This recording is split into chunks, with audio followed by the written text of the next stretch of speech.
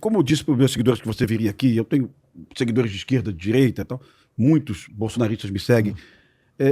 Recorrente aqui, seguidores bolsonaristas dizendo que o Alexandre de Moraes facilitou a existência da missão. Isso faz algum sentido, cara? Assim, eu queria assim, se essa pessoa não gosta de mim ou não gosta do partido que eu fundei, poxa, você pode achar motivos pra me atacar, eu já falei besteira, outras pessoas nossas, ninguém é perfeito, todo mundo erra, mas estude.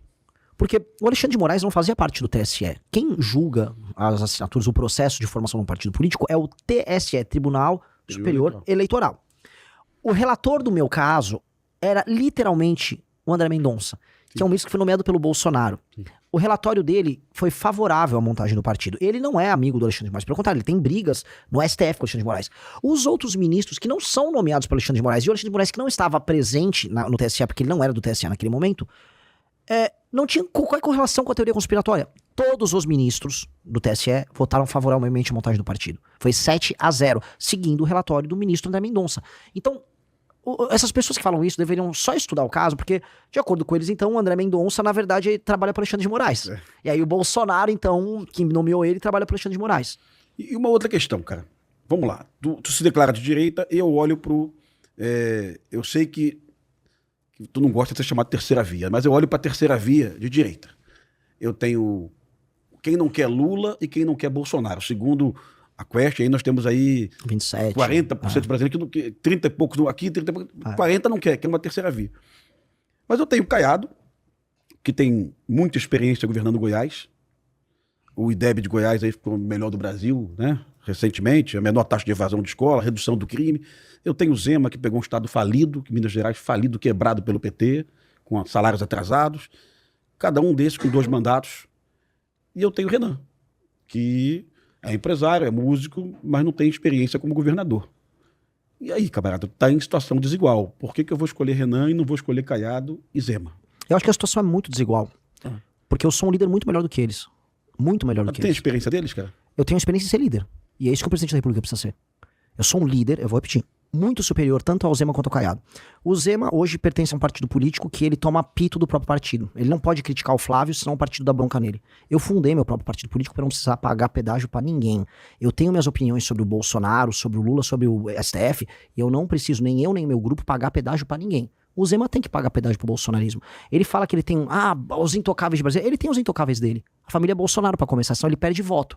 Outros intocáveis dele, os empresários amigos dele em Minas Gerais, que ele deu subsídios bilionários e que ele não quer mostrar que ele... Não, o Zema foi enfático da questão da conversa do Flávio com o Vorcara no telefone. Que ele falou que é inadequado. Sim. Ele tem que falar que o Flávio é um bandido. Sim. Não é que é inadequado. Inadequado é eu, às vezes, falar um palavrão aqui no seu podcast. É criminoso você se juntar com o maior bandido corruptor do Brasil, que é o Daniel Vorcaro, e receber centenas de milhões de reais pra fazer um filme. Todo mundo sabe que isso não é pra fazer um filme. Isso é enriquecimento ilícito, isso é propina. Todo mundo sabe. Então por que o Zema não dá nome aos bois? Por que o Zema não atacou, durante o governo Bolsonaro, crimes que foram cometidos durante o governo Bolsonaro à época? Por exemplo, na área de educação, com um pastor evangélico levando barra de ouro e desviando dinheiro. Por que o Zema não teve nenhuma crítica a eles naquele período? A crítica é conveniente no período eleitoral? É isso que eu critico. Eu gosto do Zema. Não acho que ele não saneou as contas. A dívida de Minas Gerais está toda estourada. Dito isso, ele, de acordo com a média que nós temos dos governantes no Brasil, ele é um governador bom. E eu acho que é uma pessoa que pode contribuir pro Brasil. Agora, ele não é líder. Líder lidera. Caiado, no PSD, ele não conseguiu liderar a União Brasil e depois nem o PSD. Também não fazia críticas ao bolsonarismo. É um bom gestor. É um governador melhor do que o Zema. Agora, como líder, ele não é líder. Qual é a minha experiência? Há 12 anos eu sou líder. Eu criei meu próprio campo político. Se existe nem Lula nem Bolsonaro no Brasil, é porque o Kim, um grupo de pessoas, falou: eu estando à direita, não aceito um líder incompetente e corrupto. Apanhamos, perdemos seguidores, fomos cancelados. Votou nulo, é comunista. Disseram que a gente estava acabado. O que nós fizemos? O líder, ele topa seguir o caminho do inferno, ele topa perder por aquilo que ele acredita. E é por isso que eu sou mais seguido e estou na frente das pesquisas do que eles. Porque as pessoas me veem como um líder melhor. Então eu tenho 12 anos de MBL, tenho 12 anos sendo líder no campo político. Nunca baixei a cabeça pra ninguém, nunca baixei a cabeça pelo que é errado. E as pessoas me acompanham e falam: ele é um líder melhor. E aí, em termos de experiência, vamos lá. Jânio Quadros foi vereador, deputado, prefeito, governador. O presidente caiu no começo do mandato dele. Fernando Collor de Mello, governador de Alagoas, tomou impeachment. Dilma Rousseff, experiência burocrática administrativa gigantesca. São bons mandatos? Não. Assim como eu posso pegar também aventureiros que não tinham mandato nenhum e foram mal. Para ser presidente da República, a grande qualificação é ser um grande líder. Ser inteligente, honesto e resoluto. Eu sei falar, eu tenho as melhores propostas, a ponto dos demais candidatos, muitos temos, terem copiado o que eu falei. Não tem problema. Se eu ver uma coisa boa deles, eu também vou copiar. Então, o líder lidera, o líder dá exemplo, o líder estuda, o líder inspira. E esse é o meu papel. Então, eu acho que é desigual porque eu sou um líder muito superior a eles. E eu tenho experiência em liderar que eles, infelizmente, não têm. Uma outra questão aqui dos meus seguidores, muitos criticam a tua... Eu perguntei isso um pouquinho aqui, o Kim me explicou, a questão da pregação do voto nulo na disputa Jair e Lula. Vamos lá. Pensando numa possibilidade, Caiado Lula, Zema Lula, não Flávio Lula. Vamos pensando. O Missão tomaria a mesma conduta? Eu vou colocar as coisas nos seguintes termos. Eu não posso responder essa pergunta aqui porque isso pressupõe que eu perdi. Tá. E um líder não pode inspirar as pessoas aí pra uma batalha derrotada. O que eu posso dizer é que não vejo o Caiado nem o Zema como viu o Jair Bolsonaro em 2022. Com certeza não via. E eu também nunca sofri perseguição política e judicial do Caiado, do Zema. Eu sofri da família Bolsonaro. Tentaram fechar o movimento, perseguiram a minha família. Eu vi o tipo de perseguição que o STF faz com o bolsonarista fazendo contra o meu grupo político. Eu vi o que a minha mãe chorar, achando que ia ser presa nessas operações que eles fizeram contra nós em 2020, no meio da pandemia. Foi um negócio muito pesado. Um dia eu posso contar em detalhes, isso é bem público. E eu não acho que isso é uma postura de um bom líder que o Bolsonaro fez conosco. Eu acho que o Bolsonaro errou em muitos termos. Eu acho que o Centrão tá mandando no Brasil, o crime organizado e o STF ficaram tão poderosos por conta da fraqueza do Bolsonaro na defesa da corrupção do filho dele, Flávio. E eu tornar isso público não me torna mais fraco, não me torna traidor da direita. Muito pelo contrário. O Lula hoje quer que o Flávio seja candidato porque o Lula ganha do Flávio no segundo turno. Então o bolsonarismo é o maior aliado do lulismo nesse sentido. O Lula quer o Flávio como candidato porque isso o beneficia eleitoralmente. No segundo turno a rejeição do Flávio vai cobrar um preço. E eu denunciar isso não deveria me tornar um esquerdista. Então, quando a gente pregou o voto nulo, a gente está avisando para o nosso eleitor.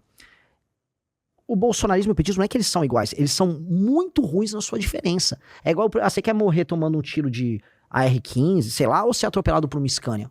Nos dois, são muito diferentes, mas nos dois casos eu tô lenhado. E eu falei, nós como grupo político avisamos, não endosse esses grupos, seja oposição a ambos, não importa quem ganhar, você vai enfrentar. Então essa não é uma atitude covarde. A atitude covarde é me abster da discussão. A atitude mais corajosa de todos é tomar pra apanhar dos dois, que é o que a gente adotou. Então eu fiquei numa posição em que bolsonarista batia em mim, lulista batia em mim. E essa posição me garantiu uma autoridade moral, junto a uma parte importante da população brasileira, de falar, o caminho não pode ser esses caras. Eu nego esses caras, porque ele inaceitava um país como o Brasil tá nessa posição, que é a posição que a gente vê agora na discussão sobre tarifa dos Estados Unidos, em que o Lula quer que o Trump tarife o Brasil, porque é bom pra ele brigar com o Trump e falar que é soberano, e a família Bolsonaro adorou ver o Trump defendendo eles ali, achando que eles eram a última bolacha do pacote amigo do Trump. É vergonhoso, ninguém cuida do interesse nacional. Eu não vejo esses dois grupos políticos como aceitáveis. Então, quando eu falei voto nulo e sabia que ia pagar um preço, nós também falamos como grupo, olha, sigam aqui esse caminho conosco pra entender pro brasileiro que a gente tem que construir uma alternativa. É isso. É porque antes de você também, eu lembro que Ciro Gomes viajou também na eleição do Jair com Lula, né? Lembra disso? Que o Ciro Gomes não ficou no Brasil para apoiar o Lula. E também lembro também do candidato do Novo também. Quem foi o candidato do Novo na... 22 ou 18? Na eleição do Bolsonaro. Na eleição 18 foi o Amoedo, 22 foi o... Também não apoiou também o Bolsonaro depois, Sim. né? Então, duas lideranças políticas à época, em espectros distintos ideológicos, né? Tiveram a mesma atitude. Bom, não verbalizá-la, não foram para a rede social pedir o voto nulo, né? Mas eu compreendo. O Chau, pergunta? Sim, tenho. Mas eu queria voltar para o tema segurança pública. Porra, por gentileza. Nossa missão aqui achei até interessante. Eu não nego que eu enxergo coerência na fala do candidato. Mas tu votaria nulo? Eu já votei nulo, Pimentel. Eu acho que as pessoas têm preconceito com o voto nulo, né? A meu ver, o voto branco é o voto do tanto faz, para mim qualquer um, e o voto nulo é não tanto faz não, para mim nenhum. Então acho que as pessoas têm o direito de votar nulo. E eu respeito isso, respeito coerência, independente de concordar ou discordar. Mas eu queria voltar para o campo da segurança pública, candidato. Primeiro, o senhor fala no Ministério da Segurança Pública. E eu fiz essa mesma pergunta para o Caiado, e ele, ou por desconhecimento, ou por não ter entendido, mas é de uma certa forma algo que a gente até falou no início, que é a questão da padronização. Mas aqui eu não falo de padronização de polícias, eu falo de padronização de procedimentos. Por exemplo, é perfeitamente possível que eu, aqui no Rio de Janeiro, pratique um crime, vá para São Paulo e com a minha certidão de nascimento verdadeira, não é uma certidão falsa não, lá em São Paulo eu tiro uma identidade de São Paulo. porque São Paulo e Rio... São Paulo não vai perguntar... mas tem a carteira... O Caiado não entendeu isso, lembra, Pimentel? Mas agora os estados, porque agora tem a carteira de identidade nacional. É verdade, tem a carteira de identidade nacional. Mas os estados emitem as carteiras de identidade nacional e elas não trocam informação. E acredita em mim, porque de investigação eu entendo um cadinho, isso é um pesadelo.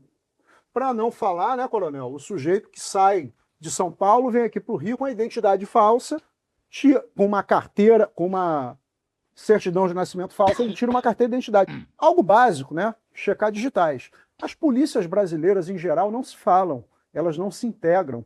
E o crime organizado, ele tem uma grande sinergia, não apenas interestadual, como internacional, dentro da América Latina. Essa é uma grande questão que depende de um Ministério da Segurança Pública exigir dos estados, integração de banco de dados. Eu lhe dou um exemplo. Tem um banco de dados chamado Infoseg, mantido pela União, com dados dos estados. É mais furado do que queijo suíço. Acredita em mim. Então esse é o primeiro ponto, né? Se eleito, e aí a gente sabe, né, os estados têm as competências, têm as suas polícias, mas a União tem uma força muito grande, porque a União repassa dinheiro do Fundo Nacional de Segurança Pública para as polícias estaduais. O senhor pretende mexer nesse vespeiro que é exigir uma padronização das polícias? Segundo ponto, ainda à luz da questão do Ministério da Segurança Pública. A gente tem questões aí que são corporativistas, institucionais. Temos, por exemplo, a questão das guardas municipais, se formatando como polícias municipais, a meu ver, o melhor modelo, o que não é bem visto por oficiais, pelo alto oficialato da Polícia Militar no Brasil. Isso é muito legítimo, é natural, assim como a gente tem a questão do ciclo completo de polícia. Eu vou lhe dar um exemplo que acontece aqui no Rio de Janeiro como retrato do absurdo. Se o sujeito se envolve num acidente de trânsito sem vítimas fatais, mas com lesões na Dutra, que é a estrada que a gente pega para ir do Rio para São Paulo, então eu bati com o carro, Pimentel é meu passageiro e ele está lesionado, lesão corporal culposa de trânsito. Se for na Dutra, a PRF faz o termo circunstanciado de ocorrência, que é encaminhado diretamente para o GCRIM. Mas se for numa estrada vicinal, aí a PRF aciona a Polícia Militar, que vai levar a ocorrência para a Delegacia de Polícia Civil para ser feito o termo circunstanciado de ocorrência. Isso para não falar nas ocorrências menores, desinteligência entre vizinhos, brigas, coisas que o policial que faz o atendimento primário poderia resolver imediatamente com palm top, né? A gente onera a máquina e aí a gente tem questões corporativistas muito fortes, lobbies, né, no Congresso, inclusive. E por derradeiro, a gente também falou no programa sobre a necessidade de mudar a legislação penal. Eu não sou contra, não. Eu acho que a gente precisa aperfeiçoar a legislação penal em muitos pontos. Só que tem algo que ninguém tem coragem de dizer e que está na Constituição. Eu falei aqui mais cedo que nos Estados Unidos a legislação é predominantemente regional. Tem estados americanos em que eu posso portar arma de fogo. Em outros estados eu não posso. Para não falar nas drogas, tá? Mas aí eu não vou cair nessa tentação, né, de discutir as drogas. Mas no Brasil, ao contrário do que muita gente pensa, a Constituição permite sim que os estados legislem em matéria penal.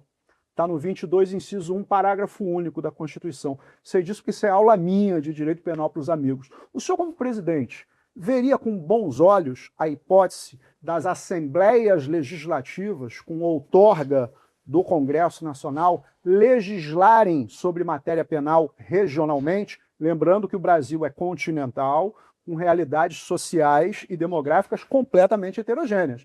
Para citar dois exemplos, São Paulo e Rio de Janeiro. Adoro esse assunto. Vamos começar pela questão da padronização.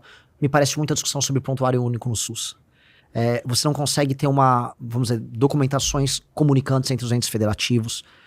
E aí você... Acho que BO também acontece isso. Você não consegue puxar de um estado para o outro as ocorrências de um determinado cidadão. É caótico.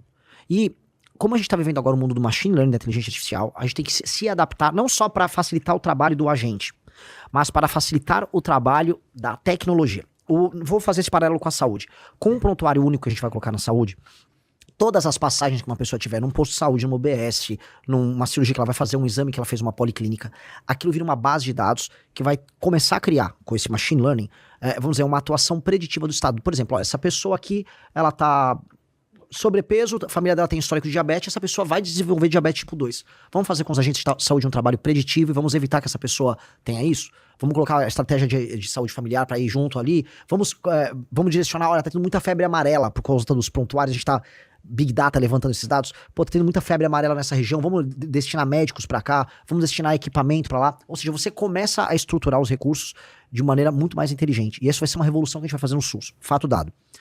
Mesma coisa na parte de segurança pública, quando você tiver, vamos dizer, uma parametrização de todos os documentos entre todos os estados e o uso da inteligência artificial e o uso do machine learning para você trabalhar Big Data. Ocorrência de determinados casos, padrões, olha, certos rapazes nessa região estão cometendo certo tipo de crime e, pô, esse tipo de crime tá ligado a esse tipo de organização criminosa, vamos fazer um trabalho focado nisso aqui.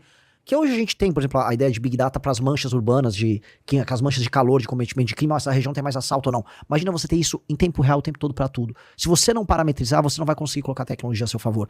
E isso nós temos que usar. O mundo está indo para isso e isso será muito bem-vindo em sistemas que são centralizados, unificados. Então, o SUS é centralizado e vai ser uma vantagem pra gente. Vantagem, inclusive, quando comparado com o modelo norte-americano, que é hiper descentralizado na saúde. Agora, na parte de segurança, vai ter que ter algum grau de centralização também para você poder trabalhar com Big Data e ajudar todo mundo nisso. Segunda coisa, sobre legislações penais estaduais, o aumento da capacidade de agência que os estados têm sobre legislação penal. Eu já fui mais favorável à ideia de que os entes federativos, municípios e estados tivessem mais liberdade. Só que isso não representa melhores serviços públicos ou melhores políticas públicas. Eu sempre coloco a seguinte coisa: você gostaria de dar mais poder para um prefeito do Maranhão? Não.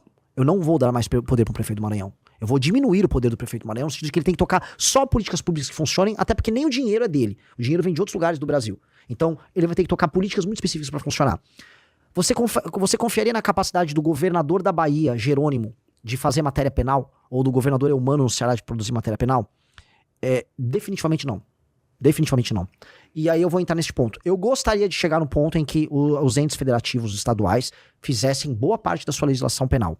Só que antes nós temos que fazer essa limpa, essa desconstrução do crime organizado. E nós temos que partir de um sarrafo muito alto em termos de matéria penal. Eu estou com um sarrafo alto e aí eu dou uma liberdade discricionária para cada estado para poder atuar em algumas matérias. Porque nós sabemos que pode acontecer em alguns lugares. Lugares de fronteira com um determinado tipo de ocorrência, pode ter um determinado lobby que favoreça um determinado setor e a criminalidade aumenta para esse setor. Lugares em que tem portos, para você escoar uma droga, você pode ter um determinado tipo de legislação, um determinado tipo de lobby. Então acho que o sarrafo tem que estar alto. E dado isso, aí sim um poder discricionário para atuar em muitas áreas. E aí eu acho que muitas áreas. Mas infelizmente, o momento que o Brasil está passando, quanto mais baixo você desce no ente federativo, pior é a administração. Eu tô vendo isso acontecer nos municípios e nos estados. Eu sou favorável de uma intervenção federal em muitos estados brasileiros, que estão numa situação grotesca. E eventualmente aqui no Rio de Janeiro, que já tá numa situação de perdição. Agora, o Amapá tá numa situação de desespero. O Acre, Maranhão, situação de descalabro de direitos humanos. As pessoas vivem muito mal no Maranhão. Crime organizado avançando. Ceará na questão do crime organizado. Ou seja, o que está faltando hoje, nesse instante, fotografia do momento, é aumento do poder central do governo federal, do poder executivo do governo federal, para fazer as coisas voltarem a acontecer com normalidade. Arrumamos isso, criamos capital humano, arrumamos a nossa própria democracia. É uma pena que talvez não dê tempo de eu falar disso, que é a lei de responsabilidade gerencial. Aí eu outorgue poder para os entes federativos. E aí eles vão poder produzir isso. Hoje, na minha visão, me desculpe até discordar, é ilusão da nossa parte imaginar que isso vai funcionar bem. Infelizmente. Eu compreendo isso no que se refere a Rio de Janeiro, viu? Rio de Janeiro hoje nós estamos vivendo uma crise com postos de gasolina. Boa parte dos postos com gasolina adulterada, uma máfia da máfia do combustível, né? Identificada pela prefeitura, não pela ANP, não pela Polícia Civil do Estado. Eu vi isso. Aliás, tem um rapaz que produz vídeos maravilhosos. Muito bom isso. O episódio dele. Hã? Sim. Eu sei, mas eu vou colocar isso porque se hoje nossos deputados legislassem sobre crime no Rio de Janeiro, eles iam mudar a lei do crime de combustível para proteger seus postos de gasolina. Olha como é perigoso isso. Mas, Renan, eu peço que você... Primeiro, cara, muito obrigado. Sempre que eu sento um cara novo aqui, a gente aprende muito. E eu comecei a te seguir há pouco tempo aí, vendo teus vídeos, que, aliás, são... O primeiro vídeo que eu vi teu foi do Ceará. De lá tu viu, já... Você foi fazer uma visita lá, e já tem talvez uns 8 meses, talvez, sim, né? Aí eu comecei a te acompanhar com carinho, ver o que você estava falando, se a gente estava sintonizado de alguma forma. E te conheci hoje verdadeiramente aqui. Descobri quem é Renan, o Kim tinha meio adiantado, vai surpreender. Aliás, o Busnello também veio aqui e falou a mesma coisa. Então, cara, tô muito feliz com a tua vida, mas queria que tu fizesse uma consideração final, cara. Assim, olhando ali, falasse tu é pré-candidato, e falasse algo que eu esqueci de perguntar a outros pré-candidatos.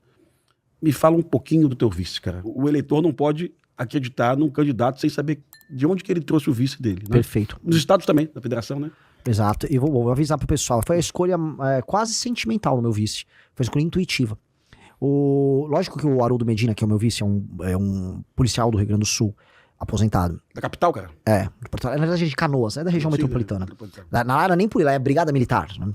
Ele já estava num possível rol de escolha. Eu adoraria que o Busnello fosse meu vice também, sim, mas ele tem outra missão pra tocar. Amanhã saberemos. Amanhã, né, no dia que eu estou gravando. Sim, por isso que eu falei isso agora. Mas, verdade, o Busnello já é nosso candidato ao governo aqui do Rio de Janeiro. Então, mas adoraria que ele fosse. Então, eu tinha um rol de pessoas, e o Haroldo era uma dessas pessoas. E aí, num dos eventos que eu estava fazendo lá no Rio Grande do Sul, junto com o Haroldo conta uma história em que havia um sequestro que estava acontecendo lá no Rio Grande do Sul. Nesse sequestro, havia uma vítima mulher. Ele convence o sequestrador a trocar de lugar com a vítima. E lá, com a arma na cabeça, ele convence o sequestrador a abandonar o sequestro, a se entregar para a polícia. E ele recebeu, pelo governo do Rio Grande do Sul, uma medalha ali por conta da bravura que ele teve na atuação. E aí ele, no meio desse evento, ele tira essa medalha e fala: essa medalha vai pra você, Renan. Você falou: eu não mereço isso, de maneira alguma. Ele falou: você merece. Eu falei: é ele. Foi bem intuitivo, porque a maior parte das escolhas são feitas com base em estratégias ou conchavos. Eu queria uma pessoa boa que eu possa confiar e trabalhar, e que tenha os valores no lugar certo e que seja diferente de mim. Ele tem que ter os meus valores, mas ele tem que ser muito diferente de mim. Então, ele é mais velho do que eu. Ele foi bolsonarista por muito tempo. É uma pessoa do Rio Grande do Sul. Ele tem o jeito de falar muito diferente de mim. Mas o coração dos dois tá mais ou menos no mesmo lugar. Que é isso que importa. Se eu morro, se eu tomo impeachment, ele vai assumir, ele vai tocar o mesmo projeto. E é isso que é o importante. Pô, que legal, cara. E o Busnello falou algo aqui que... Vou chamar ele de novo aqui. Porque ele veio aqui como pré-candidato a vice-governador. O Busnello falou aqui: Pimentel, caso seja eleito, não vou despachar no Palácio Guanabara. O governo do estado vai ter sede no Complexo do Alemão, né? Eu achei isso de uma coragem da porra, porque que seria algo realmente, algo muito importante, né? Que o governo estadual, que a sede do governo estadual ocupasse um local, já seria a primeira retomada de um território, né? Então vai ser difícil cumprir essa promessa, mas seria muito legal, né, cara? Seria de um simbolismo extremo. Então, considera mais alguma consideração aí, Renan? Consideração, primeiro, agradecer demais a você. Agradecer você demais de anos do teu trabalho, do teu esclarecimento. Tu viu Tropa de Elite, cara? Óbvio. Pirata ou tu viu no cinema? Primeiro eu vi Piratas, confesso. Assim como todo o Brasil, eu vi Pirata. Segundo, eu vi no cinema. Confesso, temos que confessar. Aqui estou para falar verdades. 88 milhões de brasileiros viram Pirata. Mas assim, a tua participação no debate público é muito sóbria. Porque a coisa mais fácil hoje em matéria de segurança, se você ligar a TV Câmara e abrir a comissão de segurança, é só palhaço que tem ali. Os caras gritando pra lá e pra cá, e ali a esquerda também com as ideias bizarras. E você percebe que aquilo é só um circo. E tratar de segurança de maneira sóbria é fundamental. Porque a gente precisa de energia para derrotar o crime, mas a gente precisa de inteligência para derrotar de maneira duradoura. Então, estar aqui contigo é uma coisa que, sei lá, eu acho tudo muito estranho para mim. Eu estar conseguindo construir, chegar nesse momento, eu fico muito honrado. E para as pessoas que nos ouvem, o que eu falo porque eu tô no Rio de Janeiro. Se há um lugar em que as pessoas perdem a esperança, é no Rio de Janeiro. O Rio de Janeiro é um lugar das esperanças destruídas. E o Rio de Janeiro tem um potencial colossal de ser a maior cidade do tal do Sul Global, a cidade mais importante do Sul Global, um lugar que une um universo tropical poderosíssimo com o Ocidente e Sul Global totalmente misturado.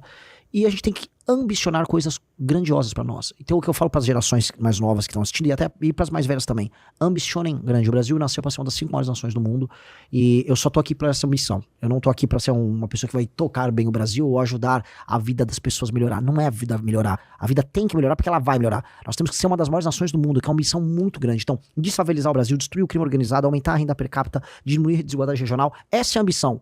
Ter forças armadas poderosas, sentar na mesa com Rússia, Estados Unidos, China e Índia pra mandar no mundo. É isso que a gente nasceu pra ser, essa é a nossa vocação e não vamos aceitar nada menos do que isso. É isso que eu falo, essa eleição é uma eleição sobre não é nem Lula nem Bolsonaro, eu não sou nenhum... Não, essa eleição é sobre tornar o Brasil um país, desculpa o palavrão, foda. É isso, essa é a nossa escolha. Eu quero ser o presidente da República que vai entrar pra história, que as pessoas vão falar, depois que chegou aquele doido descabelado que ainda tinha uma banda, a coisa mudou. Eu quero ser esse cara. É só isso. Cara, muito obrigado. Renan, a tua música é o quê, cara? É rock? Rock and roll, anos 70, em português. 60, 70, tudo autoral. Eu toco guitarra, gaita, canto. Beleza. Estão convidados. Quer dizer que eu não posso convidar porque já foi, mas... Então tá, mas vou te prestigiar, irmão. Maravilhoso. Renan, muito obrigado, cara. Brigadaço. Uma honra. Vou trazer o Haroldo aqui, né? Por favor. Em breve. Olha só, você conheceu o Renan, eu não conhecia, então dá aquele joia aí, dá uma clicada, dá uma curtida e mande esse episódio, porque as pessoas precisam conhecer verdadeiramente os candidatos a presidente da República.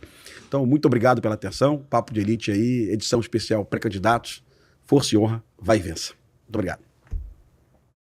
Se você tem vontade de montar um canal de cortes para ajudar a divulgar as ideias do MBL e da missão, eu tenho um treinamento 100% focado mostrando como você pode sair do zero sem saber nada de edição, thumbnail, até você monetizar um canal de cortes e além de estar ajudando no projeto, também ser remunerado por isso. No mês de maio, por exemplo, o canal Inevitável Cortes faturou mais de 30 mil reais apenas de AdSense. O Felino Missionário e o Missão Avança, ambos fizeram mais de 1 milhão de visualizações e faturaram acima dos 14 mil reais. E se isso te interessou de alguma maneira, é só clicar no primeiro link da descrição desse vídeo ou então ler o QR Code que está aparecendo aqui no meio da sua tela agora, onde eu vou te explicar de maneira mais detalhada como você pode começar o seu próprio canal de cortes. Se você gostou deste vídeo, não se esqueça de deixar o seu like e se inscrever no canal para não perder os próximos conteúdos. Obrigado por assistir e até o próximo vídeo.